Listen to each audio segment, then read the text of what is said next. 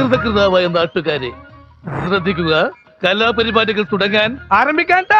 വിദ്യാഭ്യാസ വകുപ്പ് മന്ത്രി ഒപ്പം തൊഴിൽ വകുപ്പും അദ്ദേഹത്തിന്റെ കീഴിലാണ്. അപ്പോ ഇപ്പൊ നമുക്ക് ഇതൊക്കെ എന്ത് സാറ് ശരിക്കും ഞാൻ മനസ്സിലാക്കിയത് സാർ LLB ബിരുദധാരിയാണ് അല്ലേ? ബിരുദധാരിയല്ലേ, LLB കംപ്ലീറ്റഡ്. MBBS. ഓ, ഡോക്ടറാണല്ലേ? അല്ല, വക്കീല്.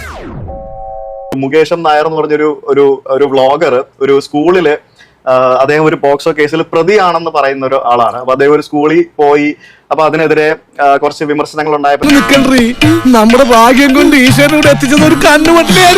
വിദ്യാഭ്യാസ വകുപ്പ് അതിന് ഒരു എക്സ്പ്ലനേഷൻ ചോദിച്ചു എന്ന് പറഞ്ഞൊരു വാർത്ത കണ്ടിരുന്നു. അപ്പൊ അതിന് താഴെ നമുക്ക് ജനം കുറെ ആളുകൾ പറയുന്നത് നിയമസഭയില് കയ്യാങ്കളി കാണിച്ച മന്ത്രിയാണ് ഇത് ചോദിക്കുന്നത് എന്നുള്ളതാണ്. ഇവിടെ എല്ലാം ഡീസന്റ് അല്ലേ സാറേ? നമ്മളൊക്കെ തറവാട്ടി പറഞ്ഞല്ലേ?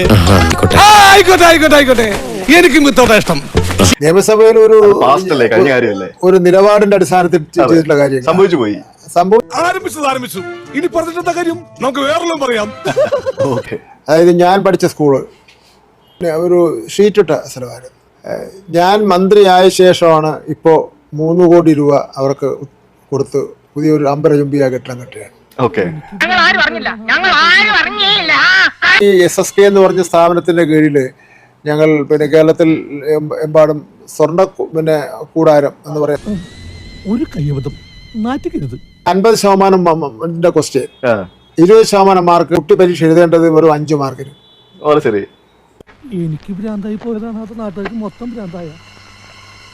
ഞാൻ അവിടെ മസ്കലോഡിലാണ് താമസിച്ചത്. അപ്പൊ ഞാൻ അങ്ങോട്ടേക്കൊന്ന് പോയപ്പോഴത്തേക്കും അവിടെ ഒക്കെ കാട് പിടിച്ച് കിടക്കുന്നു. ഓഫീസിൽ കയറിയപ്പോഴത്തേക്കിനും ശരിക്കും നമ്മളൊരു വില്ലേജ് ഓഫീസിലൊക്കെ കയറി പോകുമ്പോൾ ഒരു ഫീല്, അവിടെയുള്ള ആൾക്കാർക്ക് ഞാനൊന്ന് അകത്ത് കയറി സംസാരിക്കാൻ പോയപ്പോഴത്തേക്കിനും ഒരു താല്പര്യം ഇല്ലാത്ത പോലെ സംസാരിക്കുന്നു.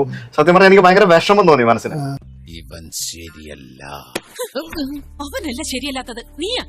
പോയതാണ് എന്റെ കീഴിലാണ്, ഞാനാണ് എന്റെ പ്രസിഡന്റ്. അതിപ്പം വെരി ഗുഡ്. കുരുപ്പ പോലും മുളക്കില്ലെന്ന് അറിയാം.